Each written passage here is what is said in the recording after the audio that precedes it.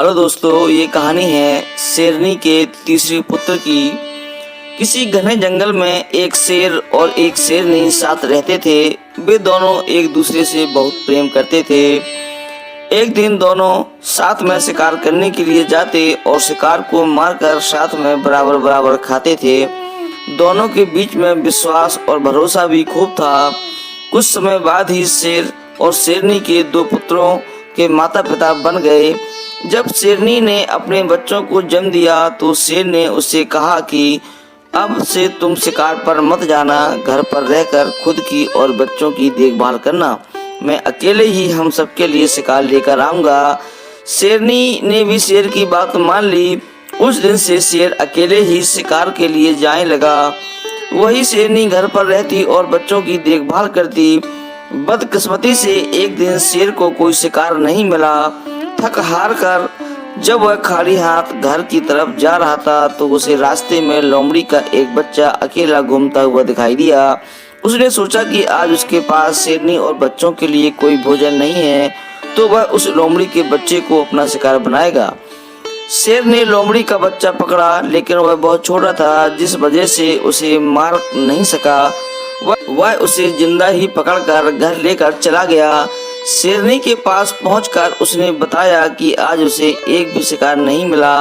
रास्ते में उसे एक लोमड़ी का बच्चा दिखाई दिया तो वह उसे ही मारकर खा जाए। शेर की बात सुनकर शेरनी ने कहा, जब तुम इसे बच्चे को नहीं मार पाए तो मैं कैसे इसे मार सकती हूँ।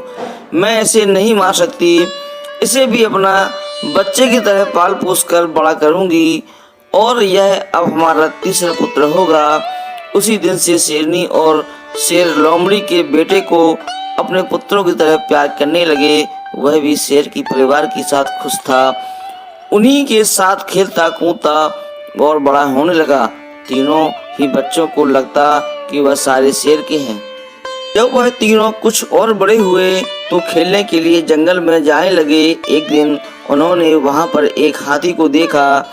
शेर के दोनों बच्चे उस हाथी के पीछे शिकार के लिए लग गए। वही लोमड़ी का बच्चा डर के मारे उन्हें ऐसा करने से मना कर रहा था, लेकिन शेर के दोनों बच्चों ने लोमड़ी के बच्चे की बात नहीं मानी और हाथी के पीछे लग गए। और लोमड़ी का बच्चा वापस घर पर शेरनी माँ के पास आ गया। कुछ देर बाद जब शेरनी के दोनों बच्चे भी वापस आए तो उन्होंने जंगल वाली बात अपनी माँ को बताई। उन्होंने कहा कि वह हाथी के पीछे गए, लेकिन उनका तीसरा भाई डर कर घर वापस आ गया। इसे सुनकर लोमड़ी को बच्चा गुस्सा हो गया। उसने कहा कि तुम दोनों जो खुद को बहादुर बता रहे हो, मैं तुम दोनों को पटक कर जमीन पर गिरा सकता हूँ। लोमड़ी के बच्चे की सुनकर बात शेरनी ने उसे समझाया। उसे अपने भाइयों से इस तरह की से बात नहीं करनी चाहिए। उसके भाई झूठ नहीं बोल रहे हैं, बल्कि वे दोनों सच बता रहे हैं। शेरनी की बात लोमड़ी के बच्चे को अच्छी नहीं लगी। गुस्से में उसने कहा, तो क्या मैं आपको भी लगता हूँ कि डरपोक हूँ और हाथी को देखकर मैं डर गया था। लोमड़ी के बच्चे की बात सुनकर शेरनी उसे अकेले में ले गई और उसे उसके लोमड़ी होने का सच बताया। हमने तुम्हें भी अपने बच्चों को की तरह ही बड़ा किया है, उन्हीं के साथ तुम्हारी और परवरिश की है, लेकिन तुम लोमड़ी वंश के हो और अपने वंश के कारण ही तुम हाथी जैसे बड़े जानवर को देखकर डर गए और घर वापस भाग आए। वही तुम्हें दोनों भाई शेर के वंशज हैं, जिस वजह से वह हाथी का शिकार के लिए उसके पीछे भाग गए।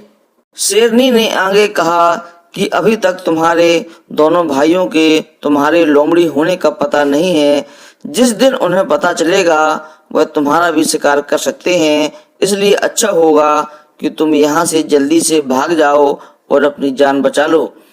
शेरनी से अपने बारे में सच सुनकर लोमड़ी का बच्चा डर गया और मौका मिलते ही वह रात में वहां से छिपकर भाग गया।